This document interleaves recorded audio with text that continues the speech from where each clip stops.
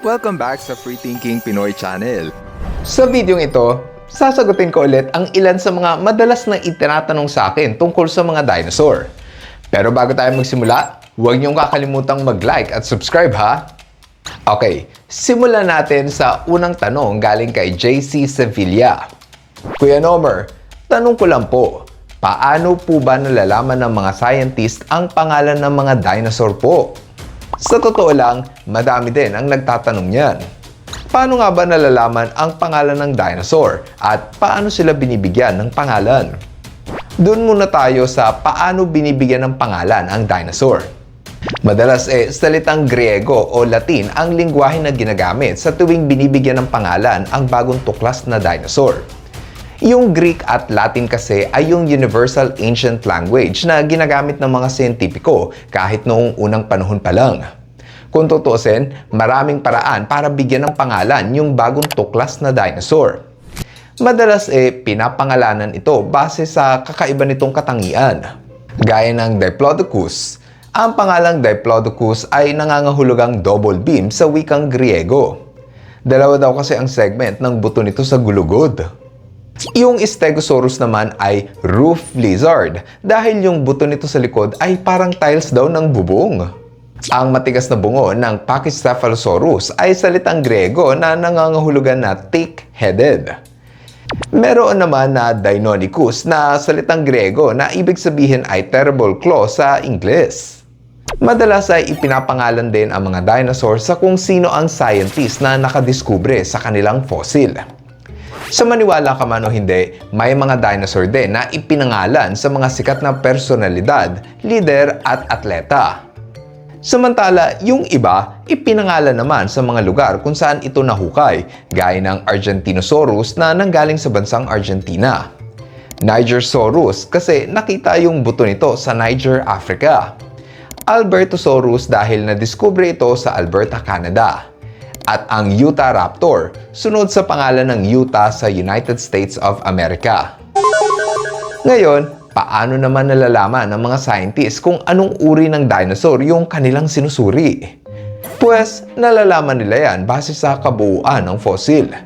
Gaya ng Ceratop, pag meron itong sungay at malapad na bungo at apat na paa, ibig sabihin ay kalahi ito ng pamilyang Ceratop. Kasi nga, pare-pareho ang forma ng kanilang bungo. Kapag yung fossil naman ay may napakahabang leeg, malamang kalahi ito ng mga sauropod. Meron namang mga fossil na dalawa lang ang paa at may maliliit na braso at kamay. Kapag gano'n ang itsura ng fossil, klasipikado ito bilang theropod, kasama ng mga T-Rex, Spinosaurus, Velociraptor at iba pang raptors. Matagal na proseso ang kinakailangan ng mga scientist upang pag-aralan ang nahukay na fossil. Dahil yan sa kailangan nilang tukuyin ng maigi kung anong klase yun ng dinosaur. Kasi naman, syempre, hindi lahat ng fossil na kanilang nahuhukay ay otomatiko na buto agad yan ng dinosaur. Yung ibang buto pala ay galing sa mga sinaunang mammals, ibon at reptiles at hindi lahat ay galing sa fossil ng dinosaur. Natutukoy ng mga scientist kung ang fossil ay galing sa dinosaur base sa mga katangian nito na sa dinosaur mo lang makukuha. Gaya ng mga Sauruskia dinosaur na merong pubis bone na nakaturo pa ibaba ng kanilang bewang. Isa itong kakaibang katangian na hindi mo makikita sa mga ibon, reptile at mammals. Ito nga daw ang dahilan kung bakit kaya ng dinosaur na makalakad gamit lang ang dalawang paa.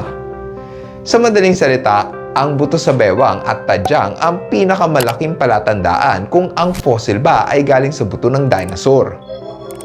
Meron ding palatandaan kung carnivore o herbivore ang dinosaur. Kapag matutulis ang ngipin ito, malamang kumakain ito ng karne. At kung malalapad at flat ang ngipin, marahil ay halaman ang kinakain ito. Ito ang pangatlo at huling katanungan. Galing to kay Emmanuel Vlog. Kuya Nomer, paano po nalalaman ng mga paleontologists kung ang kanilang hinuhukay ay bato o fossil? Para sagutin yung tanong na yan, dapat yung malaman na merong paraan para malaman ng mga scientists kung yung nakikita nila ay bato o fossil na pala ng dinosaur. Una ay ang istruktura. Kung yung bato ay may pantay-pantay na forma gaya ng sa trilobite na ito, senyales yan na fossil yung nasa lupa. Imposible kasi sa bato ang magkaroon ng symmetry o patay-pantay na disenyo o yung paulit-ulit na istruktura. Kaya hudyat yun na hindi ito bato kundi fossil ng sinuunang hayop. Pangalawa ay kung meron itong mga pores o parang maliliit na butas-butas. Ang buto kasi ng hayop ay merong mga butas-butas. Yun ang katangian na hindi normal para sa bato. Kaya kung yung buto ay may butas-butas, marahil yun ay fossil. Pangatlo ay dumidikit daw sa dila ang fossil. Kapag daw dinilaan yung bato at medyo parang may sensation na dumidikit yung dila sa bato, baka daw fossil yun. Yung mga pores o yung butas-butas daw kasi sa fossil ay parang sponge na sumisipsip sa moisture ng dila. Kaya parang didikit yung basang dila sa fossil. Pang-apat ay ang kulay at bigat ng bato. Madalas iba ang kulay ng fossil kumpara sa kulay ng lupa kung saan ito nakalibing. Minsan, mas maitim ang fossil kumpara sa paligid ng lupa. Mas mabigat rin daw ang fossil kaysa sa bato kung saan ito nakadikit.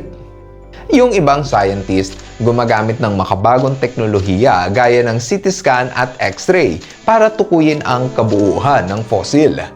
Sa ganung paraan, hindi nila masisira yung fossil habang tinitiltil. Mahalaga na bihasa sa pagsuri ng fossil ang paleontologist.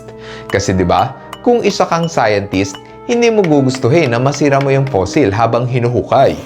Kaya nga, isa sa katangian na dapat taglay ng paleontologist ay ang pagiging matyaga at mabusisi. Sa ngayon, hanggang dito na muna ang ating kwentuhan. Kung meron pa kayong katanungan tungkol sa mga dinosaur, paki-comment na lang sa ibaba ng video at susubukan ko yung sagutin. Ngayon, andito na tayo sa ating shoutout portion. Hello kay Baby Kael. Hello rin kina Denden, Ivan, Mark at Earl. What's up kina Nathan Lance at Kit Dean Gray Adizas. Shoutout kay Zoran Ivan, Romel Capistrano Jr. at kina Ben Zayan, Ben Israel at Catriona Cordero. Maraming salamat sa inyong panonood. See you guys in our next video. Bye-bye! Hello mga ka-FTP! Ako si Nomer at nagpapasalamat sa inyong panunood.